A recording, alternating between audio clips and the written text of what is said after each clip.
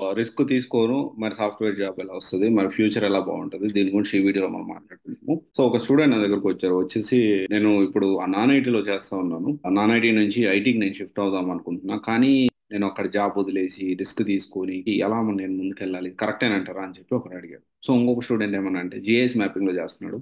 And ఇంకొకరేమో international బీపీఓలో చేస్తున్నారు. ఇంకోటి non technical రకరకాల jobs. US IT recruiting staff అని అండ్ అడ్మిన్ మీద జాబ్ చేస్తా ఉన్నారు. నెట్వర్కింగ్ మీద. సో వీళ్ళేంటి అంటే నేను సాఫ్ట్‌వేర్ సైడ్ మూవ్ అవ్వాలనుకున్నా. కానీ రిస్క్ తీసుకోవడం కరెక్టేనా అని చెప్పానంట. సో ఇప్పుడేంటి అంటే మనం ఎప్పుడైనా గానీ కాలిక్యులేటెడ్ రిస్క్ అనేది తీసుకోవాలి. ఎప్పుడు గూడా మనము ఇమ్మీడియేట్‌గా నేను కెరియర్ స్విచ్ అయిపోవాలి. ఇమ్మీడియేట్‌గా సాఫ్ట్‌వేర్ జాబ్ వచ్చేయాలి. రాత్రి డెసిషన్ తీసుకొని పొద్దున్నే నాకు జాబ్ రావాలంటే రాదు. నేను ఒక కాలిక్యులేటెడ్ రిస్క్ తీసుకోవాలి. మనం ఏ డొమైన్ సెలెక్ట్ చేసుకుంటున్నాము.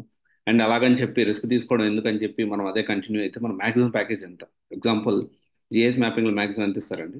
ఒక 25,000-30,000 మాక్సిమం ప్యాకేజ్.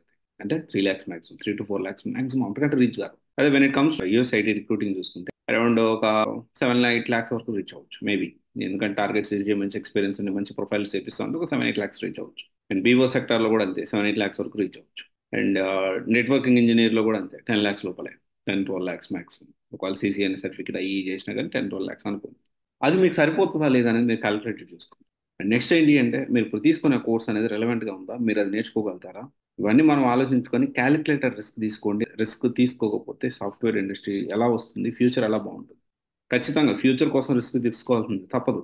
నేను రిస్క్ తీసుకోను, నాకు ఇదే ప్యాకేజీ, నేను ఈఎంఐతో డిపెండ్ అయ్యాను ప్లాన్ చేసుకోండి. ఇప్పుడు ఒకవేళ మీరు ఎగ్జాంపుల్ ఐటీ జాబ్ స్విచ్ అవ్వాలనుకుంటున్నారంటే దానికి ముందుగా ప్లాన్ చేసుకోండి. ఒక 6 నెలలు నేను నాకు ఏ ఇన్కమ్ లేకపోయినా ఎలా సర్వే అవ్వాలని గురించి ఆలోచించి దాన్ని ప్లాన్ చేసుకొని ఆల్టర్నేట్ ఫినాన్షియల్గా ఎలా చేసుకోవాలి, ఏం చేసుకోవాలి, ఒక మంచి ప్లాన్ చేసుకొని అప్పుడు మీరు రిస్క్ తీసుకుంటే తప్పే లేదు.